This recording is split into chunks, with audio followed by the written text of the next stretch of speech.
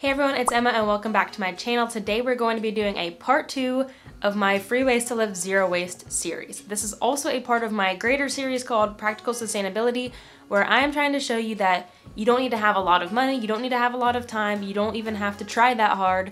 You can still go about your normal everyday lives, but you can live more sustainably every day. The goal here on my channel, and especially with this series, is to make low waste accessible and easy and free for everyone to do, because when things are free and easy, people tend to do them a lot more.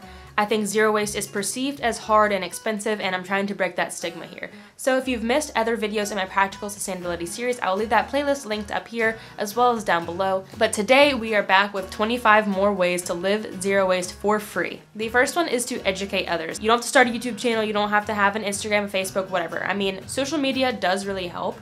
But honestly, just talking to people every day, whether it be at work, your family members, I think education is one of the most powerful tools that we have as individuals. The more we educate people, the more those people can educate others, and it's just a huge ripple effect, and eventually everyone will understand, everyone will know what to do, and it's absolutely free, which is the best part. The next one is to start a recycling program, and this might be a little bit time consuming, but it's completely free otherwise. My environmentalism journey started when I moved to Texas, and I saw how much plastic waste there was. So I just started a recycling program. It was a lot of work on my part, but because I'm so passionate about it, it didn't feel like I was wasting time or anything. I was very thankful that the recycling center that I took stuff to gave me bins, so I didn't have to buy bins or anything. I hand drew some posters to hang up in the hallways and on the bulletin boards to let people know what was happening. And you don't even have to go that far in depth. You can just simply, like the first one, educate people about recycling in their own homes. I guess I forgot to mention this in the beginning, but the goal is not only to be free money-wise, but also free time-wise, because I know time is very valuable and precious to so many people. Most of these I try to make very, very cost-effective when it comes to time as well. Again, you don't have to do all of these. These are just my brainstorming to help you get your mind thinking as well,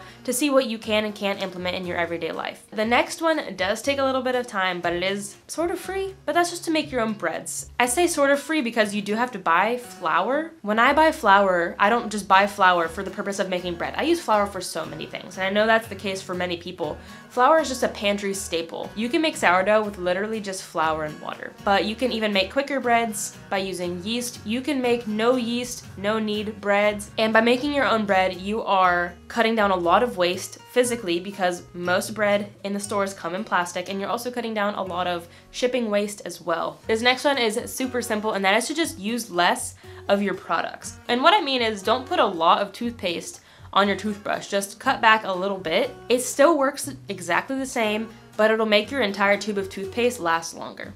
Same with shampoo, conditioner, mouthwash, the list goes on. You really don't have to use as much as you think, and cutting back little by little by little really will help stretch your products, stretch your money, and reduce your waste. I'm not sure how many people are still subscribed to physical magazines these days, but if you still do that, unsubscribe from them. Unless it's something that you really do get a lot of use out of, I really just recommend you unsubscribing from them. The worst part is magazine material is not recyclable. And this also goes with newsletters, newspapers, coupons. If you're actually using it, don't unsubscribe, but if you're not using it, just unsubscribe. This one is very fun and interactive. You can get the whole family involved. It does take some time, but it's completely free, and that is to do a trash audit. I'll touch on this quickly, but I'll leave a video linked up here with more about what a trash audit is and how we did a month-long trash audit in February. You keep all of your trash and recyclables for 1 month. Well, I guess you can do whatever time you want. You can do a month, a week, whatever. It's just a way for you to look at all of your waste before you chuck it in the bin and forget about it. This way you can see, what can I cut out? What can I get packageless? Can I change any materials? Things like that. It's just a great way for you to analyze what you're using, what you're consuming, and how you can make improvements. Next is to learn a new skill that can help you reduce your waste. Things like how to sew, how to mend, woodworking, upholstery, learning how to bake, learning how to cook, learning how to preserve food and can. The options are limitless. There are so many things that you can learn to do around the house that can help you save a ton of waste. It can help you prevent a lot of things from going to landfill, as well as help you prevent from buying packaged things and things that are shipped halfway across the world. This next one is interesting, and that is to just simply learn about your impulses. And then once you learn what your impulses are and what you impulse buy, just be cognizant about it. And then my tip with this is to, when you do have an impulse, write it down. If something just instantly pops into your head, don't buy it immediately. Write it down, think about it, If you think about it over and over again throughout the week, you probably actually want it. But if it sits on the list that you wrote or it sits in your phone for a week or a month or two and you never think about it again, you probably don't need it. And by not giving into that impulse right away, you save a lot of money and then you will save that item from going to waste. Email brands that you buy from online. Email them asking them to put a note or something on your account, letting them know that you want to reduce your packaging as little as possible, especially plastic packaging. You can even do this with companies as big as Amazon. All you have to do is email their customer service and say, hey, we are environmentally conscious, we would like zero plastic if possible, as well as please reduce the amount of packaging as possible. The next tip is to just use what you have before you buy something brand new. I talked about this in this video right here, which is single-use items that don't actually have to be single-use. So what I mean is, don't go out and buy reusable grocery bags. That's very wasteful, by the way. Buying brand new reusable grocery bags isn't that great. If you want reusable grocery bags, make your own or find them secondhand. Instead, you could just use the plastic grocery bags you already have. I know it's not cute, I know it's not aesthetically pleasing, but I'm also trying to break that stigma around zero waste as well. It's not a trend, it's not supposed to be aesthetically pleasing. We are here to reduce our impact on the planet, and it's not gonna be cute. You can simply just bring like 20 plastic bags that you already have to the store and just reuse them over and over and over again until they wear out. That way, they're not actually single use. Very similar to that is to just upcycle things in your own home. I mentioned this in my last video, but this was an old oat container and I turned it into a planter for my cute little fern. I don't really know what this is and it's kind of dying. I'm embarrassed now. Also, I make my own cleaner. Instead of buying containers to store the cleaner in, I just use an old oil bottle. Instead of going out and buying brand new spray bottles to use the cleaner, I just used an old window cleaner bottle. Another tip is to just wash your clothes less often. I mentioned this in my Weird Ways to Live Zero Waste video. Again, I'm gonna say it, I only put this shirt on to film this video. I'm not gonna throw this into the wash just because I wore it. I'm wearing it for an hour maybe, so it doesn't need washed. Especially when it's just house clothes, like no one's gonna see you, no one cares if it's dirty or frumpy or it might smell a little weird. But honestly, you don't have to wash all of your clothes that often. By not washing your clothes, it really helps the color last as well as the quality. One of my favorite tips and one of the first things I ever started doing to live more sustainably is to make my own veggie broth. I noticed that we were buying probably anywhere from 2 to 4 quarts per week to make stuff. That's 2 to 4 Tetra Paks per week. And if you don't know, Tetra Paks are not recyclable because they are a mixed material. So I would just keep the veggie scraps in the freezer to keep them from going bad and smelling. And then once you're ready to make broth, you just dump them all into a big pot, throw some water over it, and then you have your own broth. I will leave my full blog post linked down below if you'd like more in-depth instruction. While it does take a couple hours to make, all you have to do is let it simmer. You don't have to do anything else with it. This next tip is super simple, and that is to just refuse things that you don't need.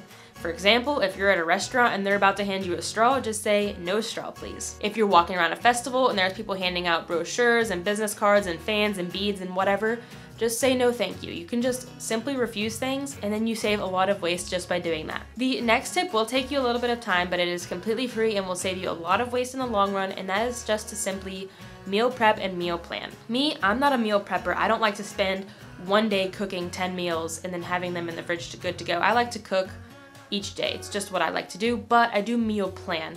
And what I mean is that I actually lay out what meals we're going to have in the next week or two, so I know exactly what ingredients to buy. I don't have any impulse purchases, and then I'm not buying any extra that will then go to waste. If you're interested in more ways to reduce food waste, you can check out this video right here. Something that you can do to help the earth to be more sustainable is to vote.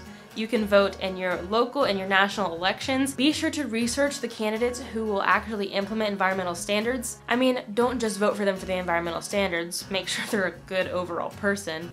What if you're a politician? Then can you be a good person? Your voice and your choices and things that you want to see implemented can have a big difference. Another thing I like to do to not necessarily reduce food waste but get more life out of my food scraps is to make my own cleaner.